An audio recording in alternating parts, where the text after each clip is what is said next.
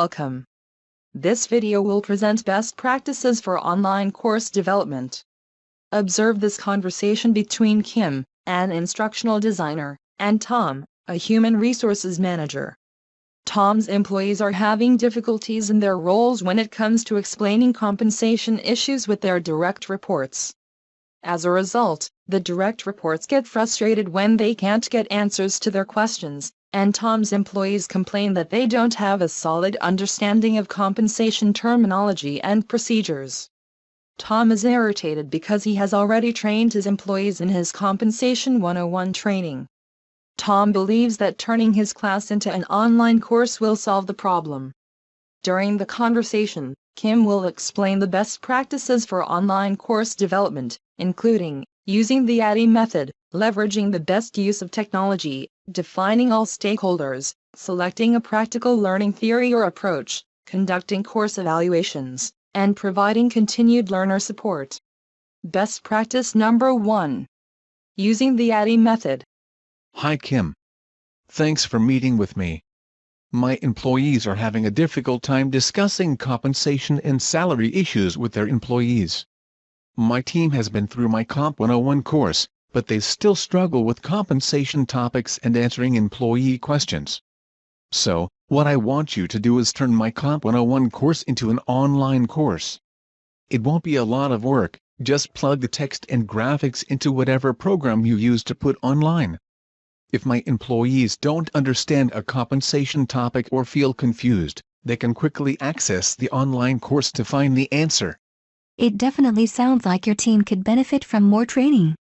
Let's first discuss your high-level objectives for the course. Well, it's all in my PowerPoint.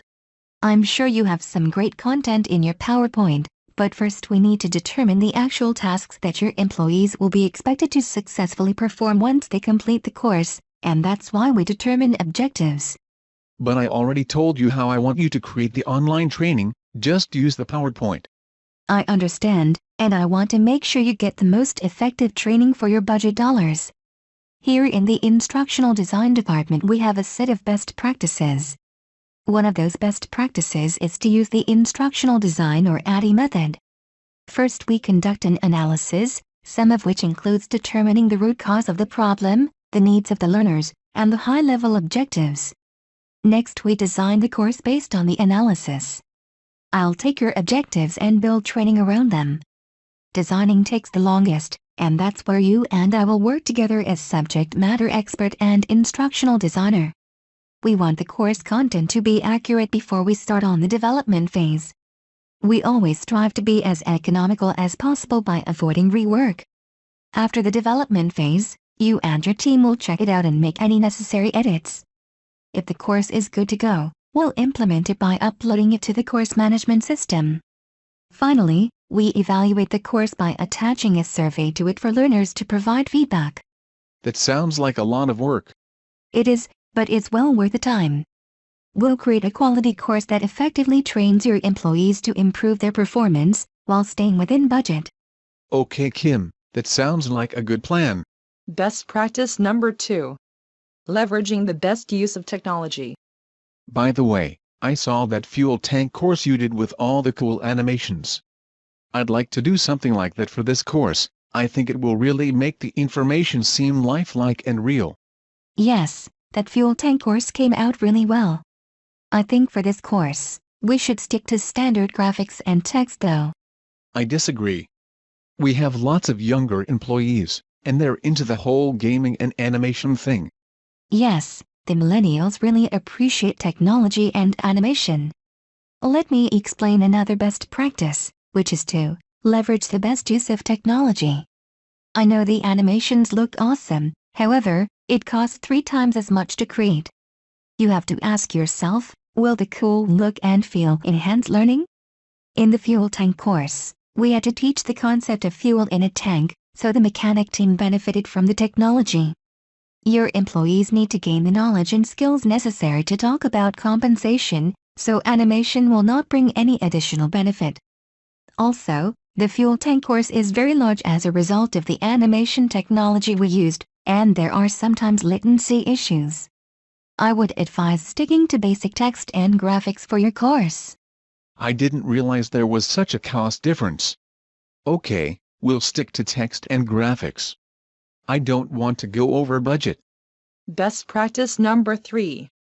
Defining all stakeholders. Speaking of budget, another one of our best practices is to determine all of the stakeholders who have a say in this project. Well, it's really just me. I have complete say over the content, and I'll be approving it. I know you're the subject matter expert, and the course falls under your jurisdiction, but is there anyone else who will also have a say? Once the training is complete, are you the only one who needs to review and sign off? A good practice is to include anyone who is responsible for approving the invoices associated with the course. But if I think everything about the course is correct, why can't we just upload it to the learning management system? There's always a chance that upper management might want something changed. Maybe they're aware of a new policy coming down the pike, or they want something worded a little different. Sometimes politics are involved.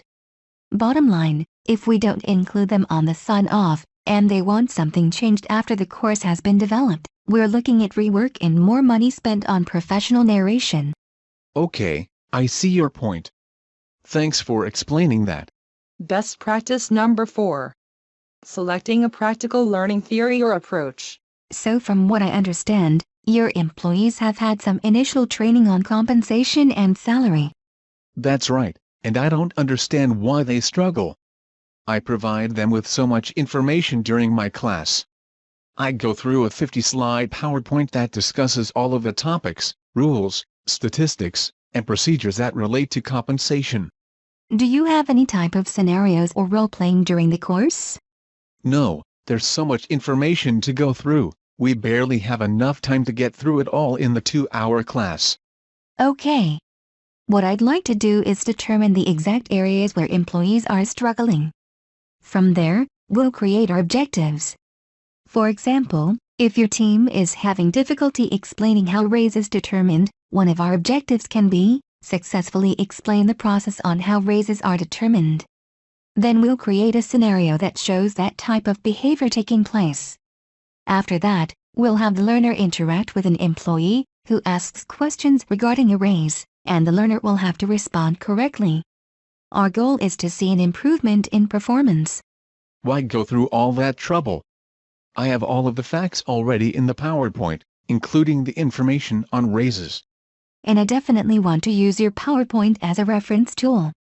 Another one of our best practices is to use a particular type of learning approach or theory that is effective for learning. When you go through a PowerPoint with a great deal of factual information, it doesn't do an effective job explaining how to actually perform the required task. It's an old-school way of teaching called behaviorism, which employs passive learning. We prefer to use the cognitivist and constructivist learning theories, which employ active learning. The learner is presented with familiar content and provided additional knowledge and skills during the class. The learner will then perform the task on his or her own, which results in learning by doing. Oh, I see, that makes sense, and I'm sure it's not as boring as my class seemed to be. Everyone was yawning. Best practice number 5. Conducting evaluations. We certainly don't want employees to be bored. We'll make sure they're engaged and that they learn skills they can take to their jobs. Another one of our best practices is a course evaluation. As you recall, the E in ADDIE stands for evaluation. Is an evaluation really necessary? Absolutely, for a couple of reasons. Number 1, we want to find out from the learners if the course was effective for them. You mean like the very satisfied to very dissatisfied scale? No, we use an evaluation that tells us much more than the simple 5-to-1 scales by asking specific performance level questions with answer choices such as, I have confusions about the topic, I have a basic understanding of the topic, and I have a solid understanding of the topic. Well, that will certainly let us know if the course was any good. Exactly. And if we see too many answers where learners have confusion or only basic familiarity, we can make improvements to the course. Second, we'll send you a follow-up survey to find out if you have seen a change or improvement in performance. Wow, I didn't know so much went into creating just one training class. Yes, it's a lot of work, but when it's done methodically, it is very effective. But the training class is only the first part. There's a second part? Best practice number 6. Providing continued learner support. Yes, employee support. We want to ensure that employees feel that they always have the support of management. It's another best practice we follow. While I create the training, I'll also put together a job aid and resource guide. Then, I'll meet with some of your team to discuss putting together a wiki and community of practice, so that your team can share knowledge and experiences. This is another way for learners to actively learn. Nowadays, online courses often follow an online collaborative learning approach, which allows learners to learn from each other. And of course, having continuous conversations with your employees is also key. Well, it sounds like a lot of work but well worth it. So what are the next steps we need to take to create the training? I'll schedule a meeting for us to start the analysis process and decide on course objectives. Great. I look forward to it. Successful training programs start with an effective strategy for course design and development. Kim did a good job explaining effective training solutions to Tom.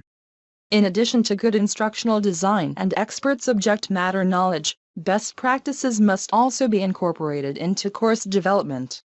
Kim's best practices included using the ADDIE method, leveraging the best use of technology, defining all stakeholders, selecting a practical learning theory or approach, conducting course evaluations, and providing continued learner support.